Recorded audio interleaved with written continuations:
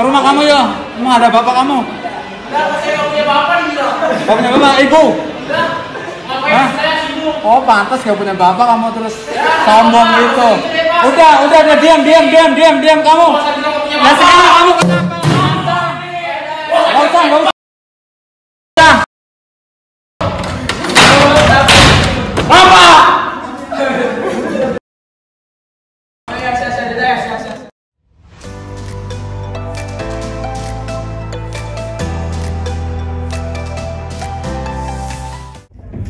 Assalamualaikum warahmatullahi wabarakatuh.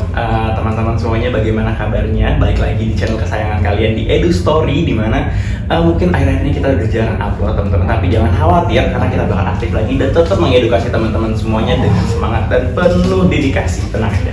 Oke, perkenalkan nama aku Rofi, dimana yang akan menemani teman-teman untuk menonton video ini, mengedukasi teman-teman semuanya. Dan barusan kita udah menonton ya teman-teman, sebuah video di mana seorang siswa yang menolak diingatkan oleh gurunya dan melawan balik, bahkan meneriaki guru tersebut. Apakah itu sebuah perilaku yang baik dan patut dicontoh atau tidak? Betul atau tidak? Nah, maka dari itu kita akan membahas itu mengenai adab ilmu pada hari ini, dan yang pastinya kita akan ditemani langsung oleh profesional di dalam bidang pendidikan, yaitu Bapak Tribona dan Ibu Windy. Assalamualaikum. Salam. Gimana kabarnya Pak? Alhamdulillah baik. Lama nggak on air kita ya? Iya, udah lama nih nggak on air. Udah 40 tahun ya? Oh, udah lama Pak. Gimana kabarnya Pak? Alhamdulillah, Ramadan yang mubarak, mudah-mudahan berkah. Alhamdulillah. Puasa kan Mas Rafi? Puasa, alhamdulillah. Kok kelihatan seger banget? Oh, nggak puasa. Harus segar justru. Harus semangat justru gitu. Jadi bagaimana Pak? Ya. Lagi sibuk apa hari ini? Iya, sibuk biasa jadi ayah. Oh, jadi ayah. Lagi hamil lagi. Alhamdulillah, semoga lancar ya Pak. Amin. Oke, langsung aja tanpa basa-basi kita langsung Ini nih Bang Bang. Rofi sebelumnya Oh, enak banget. Oh ya, bisa. Ayo mungkin kru bisa. Lagi Oh, puasa. lagi puasa. Oh, terima kasih. Lagi puasa. Oke, baik. Kalau gitu, gimana nih Bapak mengenai tanggapan? Ya memang ada banyak ya fenomena saat ini gitu ya, yang luar biasa mengusik sebenarnya. Sebenarnya terjadi karena salah urutan di dalam memahami pentingnya urutan-urutan belajar. Jadi ada kaidah gitu ya, di adab dulu sebelum ilmu. Ya. Ini kaidah utama bagi para pelajar.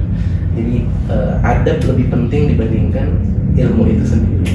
Nah, mereka ada banyak, bukan cuma video tadi kan, Ya, betul. kasus-kasus lainnya di mana guru dilaporkan gitu ya. Jadi ada satu cerita tuh dulu di zaman ulama, Imam Malik yang sangat terkenal dengan keilmuannya. Itu diminta sama ibunya itu belajar ke gurunya namanya Robi'ah.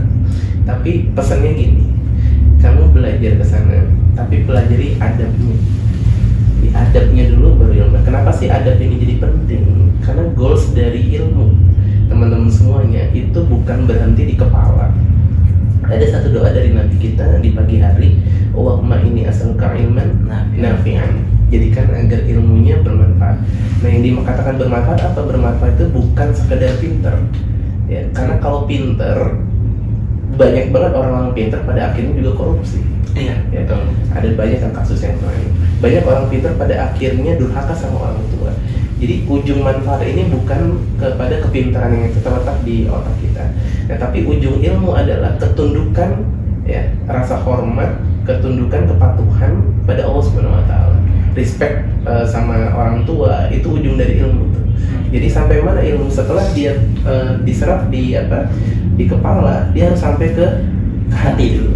Ya. Jadi ilmu itu letaknya itu bukan, ilmu ujungnya itu bukan di kepala gitu Mas Rofi, tapi di hati. Nah, maka hati ini itu tempat ilmu. Nah, hati ini digambarkan sebagai gelas atau kaca yang bening. Jadi kalau hati kita kotor, ilmu itu nggak mungkin bisa masuk. Nah, inilah yang penting bagi bangsa Indonesia gitu ya, bagi para pemuda untuk paham bahwa hafalan segala macam itu baru sebagian. Ya. Belum akan jadi manfaat tuh.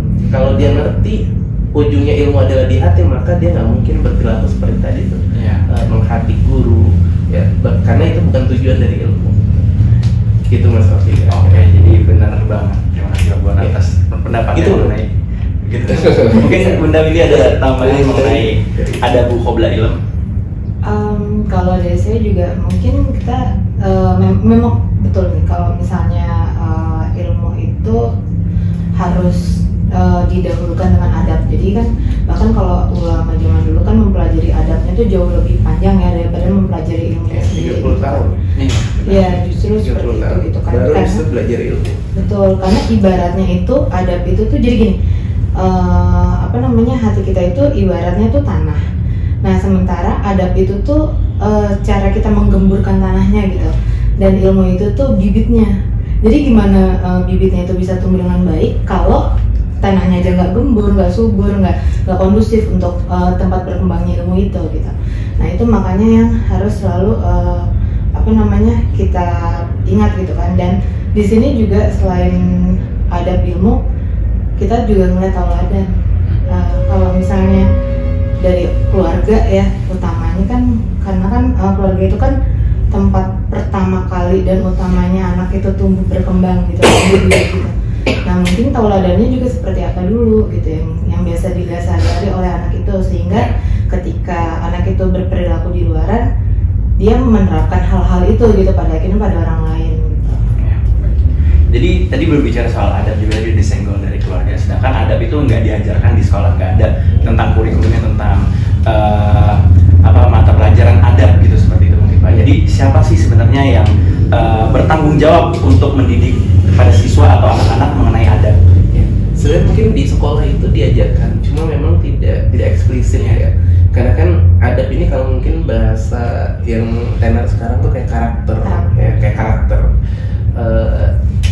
Dari mana siswa ini dapetin hal itu gitu kan? Kalau di rumah pasti dari orang tuanya, pasti dari orang tuanya. Bagaimana orang tuanya ketika menonton TV, misalkan ya, bagaimana orang tuanya memperlakukan ayahnya memperlakukan ibunya, atau ibunya memperlakukan ayahnya, atau ayahnya memperlakukan dia gitu. Jadi ini sangat pelajaran-pelajaran yang sangat tidak sangat berpengaruh, meskipun tidak tidak kayak kita ngajarin 1+1 2 enggak. Dia melihat dari itu. Jadi dia melihat, kemudian dia membawa pengalaman itu ke dunia berikutnya, misalkan di sekolah. Nah di sekolah dia belajar dari mana? Pasti dari pergaulan. Sebenarnya guru ini peranannya penting banget ya. Maka guru juga nanti juga ada bahasan pasti tentang adab guru dalam mengajar gitu ya. Nanti kita coba bedah gitu. Jadi bukan cuma satu sisi, yaitu adab siswa terhadap ilmu atau adab siswa terhadap guru, tapi guru juga punya punya peranan yang penting.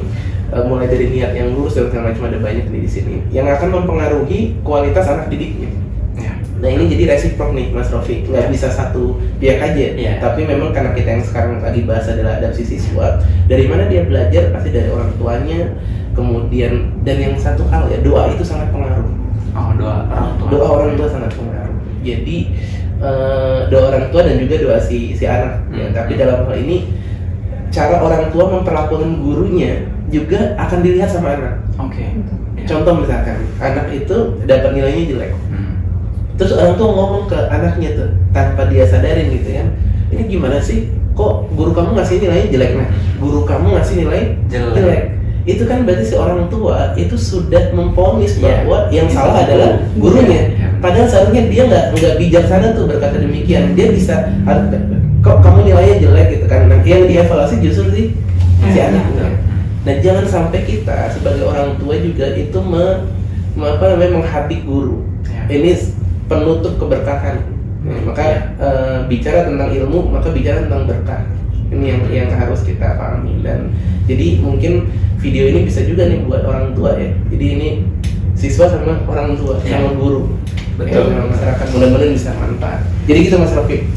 Mungkin Bunda ada tambahan mengenai siapa yang bertanggung jawab? Jadi kalau yang bertanggung jawab itu sebenarnya jadi gini. Saya tuh jadi ingat ketika kita membesarkan satu orang anak, kita tuh harus kita memerlukan satu lingkungan gitu kan, satu lingkungan gitu. Jadi kita nggak cuma membesarkan si anak tersebut, tapi kita juga membesarkan lingkungan itu, karena gimana anak itu bersikap pada akhirnya kan juga terwarnai oleh lingkungan gitu kan. Sementara kalau misalnya kita sudah mempersiapkan lingkungannya dengan baik, which is dimana itu adalah mempersiapkan diri kita sebagai orang tua gitu kan untuk membesarkan anak. Nah itu kan udah mempersiapkan lingkungannya gitu kan. Nah dia tuh justru mencontoh dari orang tuanya. Mohon maaf nih, sayang banget ya sebenarnya saat ini tuh semakin banyak orang tua yang justru tuh mungkin secara nggak langsung cuek gitu ya. Cuek, terus udah gitu justru tuh kayak seolah tuh memberikan excuse kepada perilaku anak-anaknya yang sebetulnya salah, yang harusnya tuh diluruskan gitu kan. Karena kan gini, di sekolah itu kita tahu lah cuma berapa jam sih anak itu berinteraksi dengan gurunya gitu kan. Sementara di rumah itu jauh lebih panjang interaksinya gitu. Dan jauh lebih panjang lagi dari mulai dia lahir gitu kan. Dia lahir sampai berapa tahun pada akhirnya dia masuk usia sekolah, itu kan panjang banget itu interaksi dengan orang tua gitu. Nah, jadi yang memang bertanggung jawab pada pertama dan utamanya itu justru memang dari orang tua gitu kan.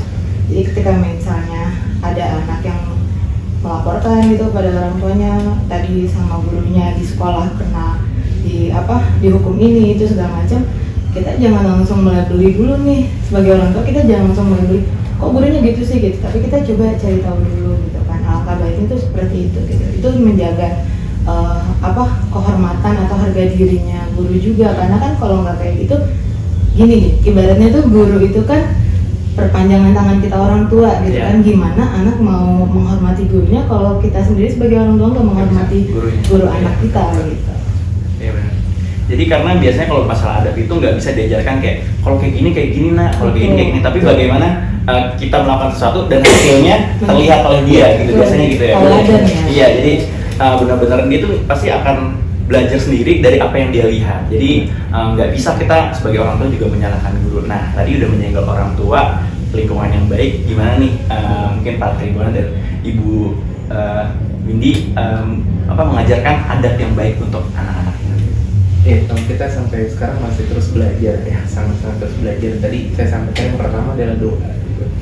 Jadi ada satu doa yang selalu dilantunkan ya, Rabbi habibna sholihin ya. Ya Allah, jadikan agar anak-anak kami itu jadi anak-anak yang soleh. Soleh itu melingkupi banyak hal, multidimensi ya, cerdas juga masuk ke dalam kategori soleh, kemudian dan lain-lainnya gitu kan. Itu yang pertama doa. Yang kedua, kita juga doakan gurunya. Jadi ini hal yang sering terlewat, Mas Rofi. Cuma doain anaknya. Doain anaknya aja, sementara kita tidak doakan gurunya. Nah, kalau saya pribadi punya kebiasaan, saya nganter anak sekolah ya, biar setiap hari itu kecil. Karena kan gini, kalau kita lagi berdoa gitu, kadang-kadang kita nggak ingat ya. Tapi kalau kita lagi di depan gurunya, kita ingat. Oh iya, ini ngajarin anak saya. Ngajarin anak saya gitu kan. Maka kita doakan di SIR gitu ya. Mudah-mudahan doakan lembaganya. Karena ini pengaruhnya penting banget. Dan ini langkah sederhana yang jarang orang ingat ya. Ya. Dan itu yang kedua. Jadi doakan si anak, doakan gurunya, kemudian jadi gini, masalah merespek sama guru sebenarnya jangan kita tuh melihat figur guru tersebut itu secara fisiklinya gitu kan. Ya. Misalkan kita lebih berada dari guru tersebut gitu kan, maka orang cenderung tidak respect ya. Betul, biasanya seperti itu. Iya, domainnya begitu gitu ya. Terus kemudian kayak guru itu punya kewajiban, jadi kita kayak nuntut guru itu punya kewajiban. Urusan respect sama guru adalah urusan perintah kita, perintah Allah sama kita. Jadi Allah tuh nyuruh kita untuk respect sama gurunya anak kita gitu. Jadi karena bab ilmu itu Mas Rofi, ini kan bab ilmu adalah bab ujungnya tuh adalah hati gitu. Nah, hati ini tuh Allah yang genggam. Jadi kalau kita mau ilmu anak kita barokah, manfaat, maka kita harus deketin sang pemilik ilmu gitu. Ya. Nah, di luar itu baru langkah-langkah teknik lainnya tentang penting juga jaga makanan si anak ini agar tidak rizki kita dapetin, kita pastikan betul itu semampu kita gitu, halal gitu kan. Karena pengaruhnya itu besar. Kan kita bisa lihat ya, bagaimana kasus-kasus yang sekarang terjadi dengan harta melimpah gitu kan, tapi qadarullah anaknya itu susah sekali diatur gitu. Itu pengaruh makanan itu jelas. Karena dalam Quran itu makanlah yang baik, yang thayyib dan beramal soleh. Jadi antara makanan sama amal soleh itu kaitannya langsung dari Allah langsung. Jadi kalau kita makan tidak halal, mau bilang gitu ya, maka susah kita ibadah. Ya, susah juga ilmu, mungkin bisa pinter dalam artian sampai di sini aja gitu. Iya. Jadi pinter matematika, fisika semuanya banyak, tapi dia nggak percaya Tuhan. Ya, ibadahnya. Ya, kemudian dia suruh sholat tuh susah gitu kalau yang muslim, atau dia suruh respect sama orang tuh susah gitu. Padahal pinter. Jadi pinternya ini justru jadikan untuk ngakalin orang lain gitu kan. Nah, naudzubillah, dan mudah-mudahan ya channel ini bisa membantu ya. Nanti Ada tipsnya. buat ya pertama buat kita berdua belajar, buat Mas Robi Dijen kayaknya udah nikah atau belum? Belum. Oh belum. Oh, promosi ya. Iya. Gitu ya. Jadi ingat ini ya, ibundanya Imam siapa ya yang sampai saking menjaganya itu ketika sang imam tuh masih kecil, itu ibundanya tuh kaget begitu tahu anaknya tuh dikasih makan sama tetangganya gitu kan, karena ibundanya ini tuh benar-benar Pasti. menjaga banget apa yang masuk ke dalam tubuh anaknya gitu kan, karena ibundanya tuh pengen banget anaknya tuh tumbuh jadi anak yang cerdas dan soleh gitu. Iya. Itu sampai akhirnya tuh kalau nggak salah diminta dimuntahkan makanannya gitu. Karena saking gak jelasnya, Saking- ini gak eh, jelas. Jadi dia pengen masih Saking menjaga, Iya. menjaga kejelasan. Ini toyib nggak, ini halal Pasti nggak, nggak ini depan bukan. tetangganya. Iya. bisa Jadi, berantem bisa. Tapi dan ini juga bukan maksudnya untuk ini ya, bukan untuk merendahkan si tetangga. Ya. Tapi ini mungkin beliau itu melakukan itu karena tugas beliau untuk menjaga Ya. amanah untuk anaknya gitu. Ya. Itu sih yang dilihat. Iya, sama Jadi sampai kayak sejauh Abu Bakar itu gitu kan. Abu Bakar kemudian Rasul SAW juga kan. Ke cucunya yang sampai di Sampai di kurmanya itu. keluar biar keluar itu, karena ternyata harta sedekah ya Iya. nggak boleh. Oh, iya. Keluarga Rasul berarti gitu Mas Rafi.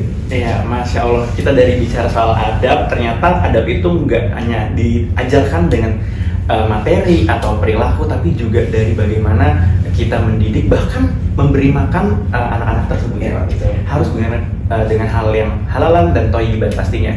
Jadi ketika Ikan, iya halalan. Iya. Jadi nggak cuma ini makanan yang baik aja, yang sehat, 4 sehat 5 Betul. sempurna, tapi juga 4 sehat 5 barokah. Masya Allah. Gitu. Sempurna. Term baru nih. Terima baru. Oke, baik, terima kasih banyak Pak Buana bincang-bincangnya. Nanti pasti kita bakal banyak. Ini tadi kita udah nyenggol tentang keluarga, mungkin nanti bisa bagaimana tips menciptakan lingkungan yang Sama baik. tips memilih pasangan juga. Tips memilih pasangan mungkin bisa, tapi hostnya boleh. Iya begitu. Jadi begitu teman-teman, sangat insightful yang pastinya sangat bermanfaat, dan juga mungkin teman-teman bisa praktekkan. Tadi juga ada tipsnya dari Bapak bagaimana mendidik anak agar adabnya bisa mulia dan juga soleh. Amin. Jadi semoga kita senantiasa dilindungi oleh Allah Subhanahu wa Ta'ala. Amin. Baik, terima kasih banyak Pak Buana. Terima kasih banyak. Terima kasih banyak Aduh, Bunda Windy juga atas bincang-bincangnya sangat menarik. Panggilnya Kak ya. Oh iya. Boleh Kak, boleh.